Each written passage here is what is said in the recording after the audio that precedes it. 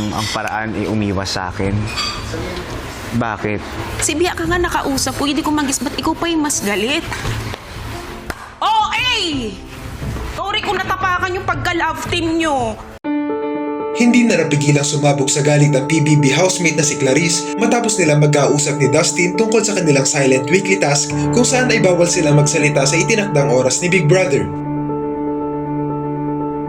Nagkaroon ng meeting ang mga housemates at binigyan sila ng kaunting oras para pag-usapan ang kanilang task.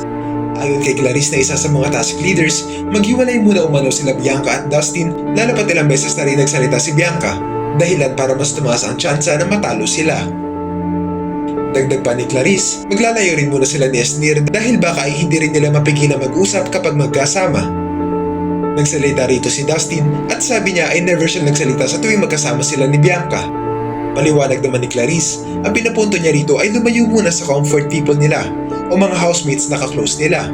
Tila hindi pa nga natapos ang usaping ito na magkausap na personal sila Clarice at Dustin.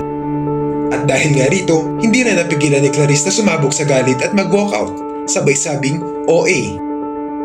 Dagdag pa niya, sorry kung natatapakan ng pagka-love team nila Dustin at Bianca. Panoorin ang video. Bianca, kaya pa? I'll be honest with you, medyo na-disappoint na akong kanina. Siyempre, as task leaders. Siyempre ngayon, medyo madami kang nagawa and ikaw pa yung nagsabi na utubusin na yung oras. I-open ko lang sa'yo, medyo na-disappoint lang ako. Is it okay if medyo layo muna kayo ni Dustin? Okay na, mag-sacrifice. Just for, less than 24 hours na lang, kaya natin yan. Tayo is there, maglayo muna tayo, maglalayo tayo. Kasi tayo yung nagdadaldala lagi. Nakaka-pressure. Sorry, ate. Sorry. Okay lang. Sa akin lang, wala. Then never ako nagsalita kasama ko si Bianca ate. So tahimik lang kami every time magkasama kami.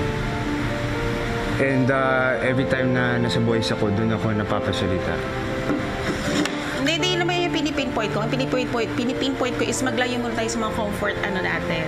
Hindi ko naman sinasabi na kayo yung nagdadaldalan kayo. Parang lahat tayo magsasacrifice just for the last time. Kasi ako, aware naman ako na bawal magsalita. So ako umiwas talaga ako sa comfort people ko, which is yung mga boys. So nag-work naman sa akin. Dustin, huwag mong masamain yung sinabi ko. Wala akong meaning doon. Gusto ko lang yung mag-sacrifice tayo. Pero kung yun naman yung comfort mo si Bianca, go. Wala namang problema. Okay lang yun. Sige.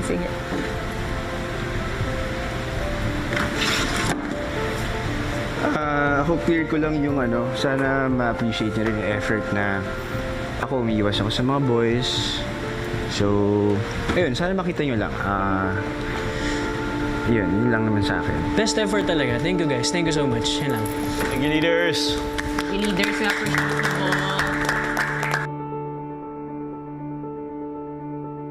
Ang paraan ay umiwas sa akin.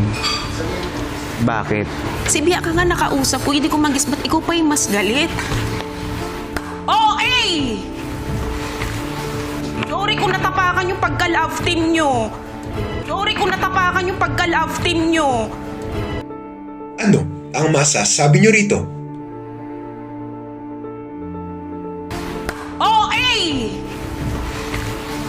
Sorry kung natapakan yung pagka-love team nyo.